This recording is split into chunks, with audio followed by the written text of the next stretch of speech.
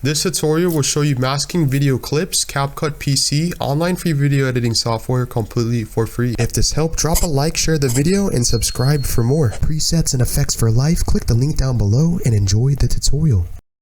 Drag the video clip or footage that you would like to mask, and it should be selected and highlighted.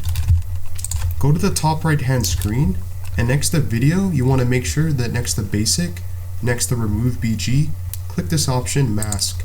And basically, as you can see here, I'm just dragging the video, I'm adjusting it. You have a couple different options to mask, like so.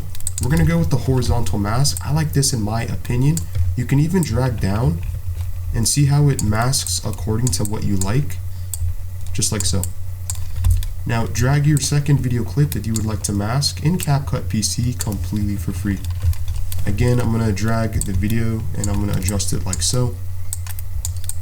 And then again, same steps, top right hand screen. While the video is still selected or highlighted, should be color white. Click video and click the third option, mask, which is next to retouch and remove BG.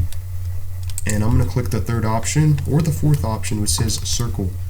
You can even choose to drag this accordingly. And now, this is what we have.